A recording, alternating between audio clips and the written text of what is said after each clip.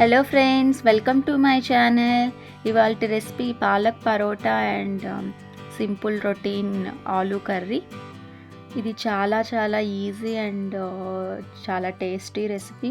ఇది ప్రిపేర్ చేసుకోవడానికి ఎంతో టైం కానీ పట్టదు. నార్మల్ చపాతీస్ చేసుకోవడానికి ఎంత టైం పడుతుందో అంతే టైం తీసుకుంటుంది. అండ్ పాలక్ అనేది చాలా హెల్దీ కూడా. రొటీన్ ఆలూ కర్రీ నా స్టైల్లో ఇది చాలా ఈజీగా చేసుకునే రెసిపీ అండ్ కాంబినేషన్ పాలక్ చపాతీల్లోకి ఇది చాలా బాగుంటుంది. సో ముందుగా పాలకూరని వాష్ చేసుకొని ఈ విధంగా చిన్న ముక్కలుగా కట్ చేసి పెట్టుకోవాలి. సో తర్వాత ఒక బౌల్లో చపాతీ పిండి తీసుకొని మనం ముందుగా కట్ చేసి పెట్టుకున్న పాలకూర ఆకుల్ని ఇందులో వేసుకొని సేమ్ మనం చపాతీ పిండి ఎలా అయితే కలుపుకుంటాం అలా కలుపుకోవాలి. అందులో సాల్ట్ అండ్ ఆయిల్ వేసుకొని చపాతీ పిండిలాగా కలుపుకోవాలి. సో పాలక్లో ఆల్రెడీ వాటర్ కంటెంట్ అనేది మనం కలుపుకునేటప్పుడు వస్తుంది.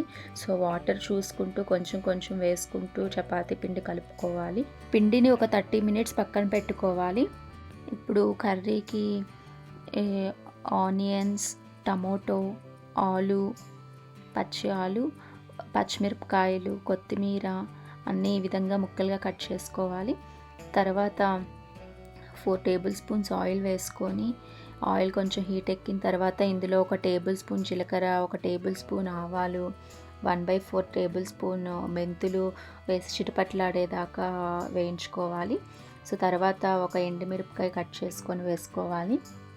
సో తర్వాత ముందుగా కట్ చేసి పెట్టుకున్న పచ్చిమిరపకాయలు వేసుకొని ఫ్రై చేసుకోవాలి. తర్వాత ఇందులో ఆనియన్స్ కూడా వేసుకొని బ్రౌన్ కలర్ వచ్చేదాకా ఫ్రై చేసుకోవాలి. సో ఇందులో కొంచెం సాల్ట్ కూడా వేసుకుంటే మనకి ఆనియన్స్ త్వరగా ఉడుకుతాయి. సో తర్వాత 1 tablespoon ginger garlic paste పచ్చివాసన పోయేదాకా ఫ్రై చేసుకొని తర్వాత టమాటోస్ వేసుకొని ఈ సాల్ట్, కారం, పసుపు, ధనియాల పొడి, గరం మసాలా అన్నీ వేసుకొని ఆలు కూడా వేసుకొని 1 గ్లాస్ వాటర్ వేసి కుక్కర్ పెట్టేస్తే మనకి 2 విజిల్స్కి ఆలు కర్రీ అనేది తయారైపోతుంది. చాలా routine and easy recipe. So ఇప్పుడు కర్రీ అనేది తయారైపోయింది. సో ఇప్పుడు పరోటాలు ఎలా తయారు చేసుకోవాలో చూద్దాం. ముందుగా చపాతీ పిండిని ఈ విధంగా బాల్స్ లాగా చేసుకొని పక్కన పెట్టుకోవాలి. ఇప్పుడు మనం చపాతీలు ఎలా అయితే చేసుకుంటామో ఆ విధంగా రోల్ చేసుకొని పరోటాలు తయారు చేసుకోవాలి.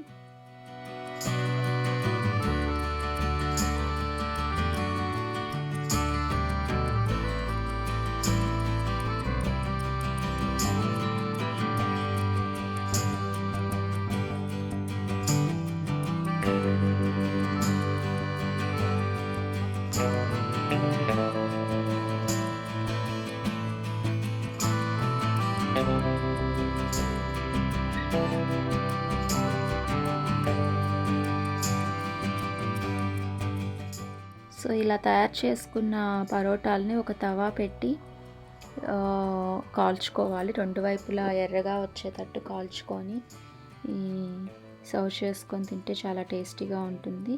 సో ఈ పరోటాలని కాల్చుకోవడానికి నెయ్యి కానీ, ఆయిల్ కానీ, బటర్ కానీ యూస్ చేసి పరోటాలు కాల్చుకోవచ్చు. సో ఈ విధంగా పరోటాలు తయారు చేసుకొని తింటే చాలా టేస్టీగా ఉంటుంది.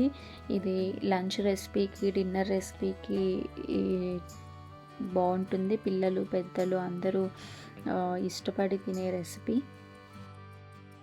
పాలక్ పరోటా తయారైపోయింది. ఇప్పుడు మనం ముందుగా కుక్ చేసుకున్న ఆలూ కర్రీని విజిల్ తీసి వాటర్ ఉంటే కాసేపు కుక్ చేసుకొని వాటర్ కొంచెం ఇంకిపోయేటట్టు చూసుకోవాలి. తర్వాత ఫైనల్గా కొత్తిమీరతో గార్నిష్ చేసుకొని వేడిగా సర్వ్ చేసుకొని తింటే చాలా టేస్టీగా ఉంటుంది.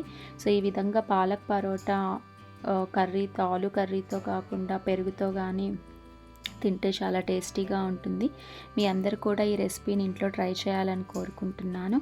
మీకు కనుక ఈ వీడియో నచ్చినట్లయితే లైక్ చేయండి, షేర్ చేయండి, కమెంట్ చేయండి, నా ఛానల్కి సబ్స్క్రైబ్ చేయండి. Thank you.